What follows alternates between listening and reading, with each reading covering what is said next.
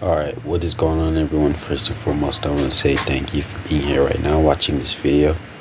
I do appreciate you for your time, and do subscribe for more content like this because it does help me out a lot. Now, today, man, we got JuiceWrld's ex-girlfriend, man. She's been out of control lately, you know what I'm saying? She just recently came out into the blogs and stuff, basically saying that she's leaking her and her ex-boyfriend explicit video, and basically getting paid for it, because apparently she was getting a lot of threats saying they're gonna leak it, they're gonna get it, they're gonna get the video and leak it themselves and stuff like that. So she just said, alright, F it, I'm just gonna leak it myself and also get paid for it, you know what I'm saying? Because if they leak it, she's not really gonna get anything, you know what I'm saying?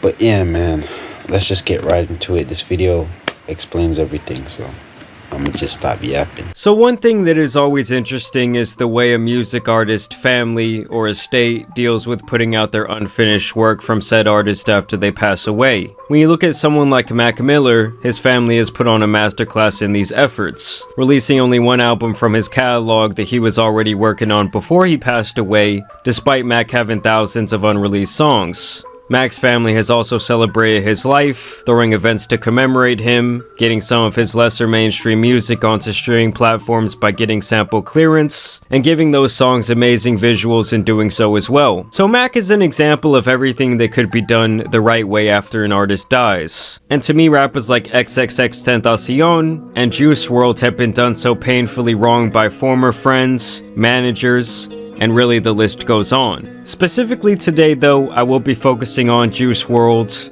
and one of the main people to do him wrong has been his fiancée, who goes by Ali Lottie, who met Juice only a year before his death in 2018. From the start, it was apparent that this chick was pretty much just a rap groupie, bouncing around from Smoke Perp to Offset to Trippie Redd and other rappers before she ended up with Juice. To me, when a woman is going after multiple people within industry, that is a huge red flag. Above that, this woman apparently had some serious criminal charges under her belt before they even met, and the other thing is, when Juice first started blowing up, she didn't even like this man's music and even mocked.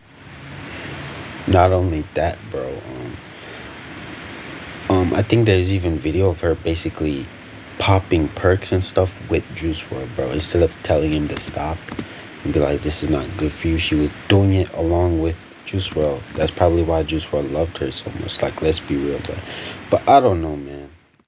His breakout hit, Lucid Dreams. And this is why I can't listen to the f***ing radio. I need to stop rappers. You have a small dick.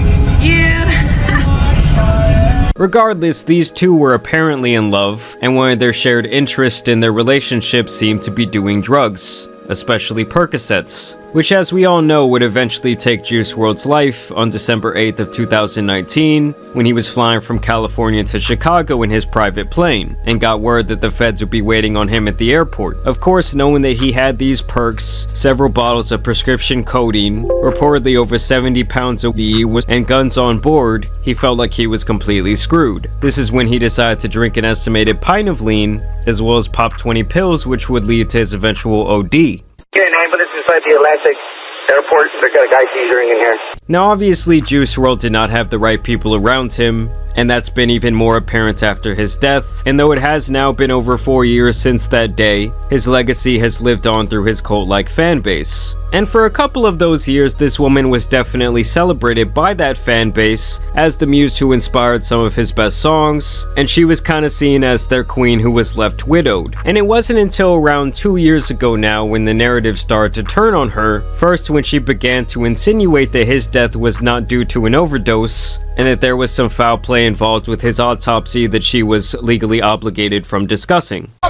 You guys think he died from a drug overdose? You're wrong! You're wrong! Literally! You're wrong! So suck a dick. Okay? Suck a dick. There's a lot of shit y'all don't know. Now, fans didn't really hate on this, as many conspiracy theorists already thought that this might be the case, though I would say that in the end most people did not believe this narrative from a mumbling addict, and I would say the big blunder that she made was starting an OF page, which was originally promoted as a place where fans could see exclusive unreleased JuiceWrld content. And obviously putting this behind a paywall where only she would benefit did not sit right with fans who grew angry at the situation, so eventually she would turn this into a typical thoughty page of herself. Combine this with an incident where she apparently gave a new boyfriend JuiceWrld's Rolex, and he was also pictured wearing one of his old jackets, and that was enough for most people to turn on her. It also did not help when her and this new boyfriend would get locked up together, and it was clear this was someone who was not to be trusted. Now, even with all of that being said, all of those things that she had done up until that point were kind of like characteristics of who she showed herself to be while JuiceWrld was still alive. So can you really blame someone for continuing with their tomfoolery? I do not know. But now it's gotten to a point where this girl, Ali Lottie, has really hit an all-time low when it comes to disrespecting the life of her deceased boyfriend. And of course she did it through her degenerate OF page. So she apparently sent this message out to her followers over there on OF, smashing my famous ex. Hackers are trying to threaten me to leak my old tape with my ex-fiancé JuiceWrld. I don't give a fuck anymore, I'll leak it myself. It's been a long time since I've been banged rough with some BBC like this. I'm so mad that I'm adding every nude I ever sent him. I know you will at least enjoy it. I can't believe I'm actually sending this, but I can't be threatened anymore. And as you guys can see, there is a preview there that I had to censor. And she is asking these fans for $30 to receive these exclusive images and videos. Now, obviously, assuming this is real and that her page hasn't been hacked or something like that. Bro, if anybody pays for this, you're actually down bad, bro. How down bad are you to actually pay your hard-earned money to see another in general, like, to see another grown man's, like, genitals, bro? Like, let's be real, bro. Let's be real, bro. That this has to be one of the most downright disgusting things I've ever seen someone online do, especially in the name of just making a quick buck. I mean, obviously with JuiceWrld being gone, he cannot contest to any of this. And if this is all real, I smell like a major lawsuit in her future.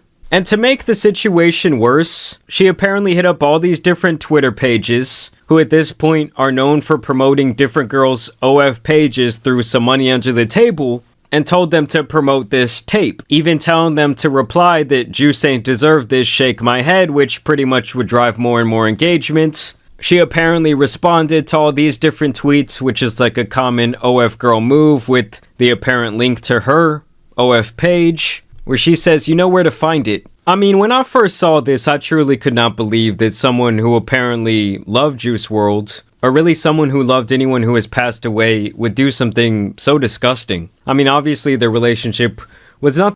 Exactly, bro. And if anybody buys this, you're weird, bro. The guy is dead, man. Like, let him rest in peace. Why not? You know what I'm saying? Like, bro, he's not here on this earth anymore. Like, why does it even matter? You know what I'm saying? Like, bro, you're sucking everything out of the guy when it comes to clout, bro. This woman is sucking everything out of this guy, even though he's passed away, bro. You know what I'm saying? And JuiceWrld has a ride or die fan base, bro. Ride or die fan base, you know what I'm saying? And this is just sad, bro.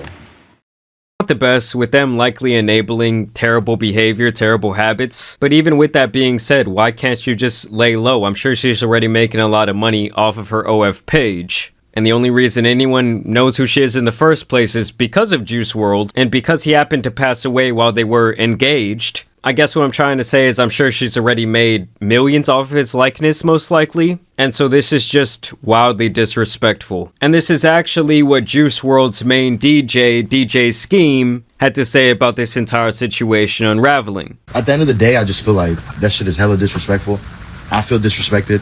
I feel like you spitting in my face. Like you spitting in everybody's face. Everybody that was there for you. It's been the biggest joke ever, actually. Like, how could you, like, why, like, I don't understand why people need to crash out. Like, what do you gotta crash out about?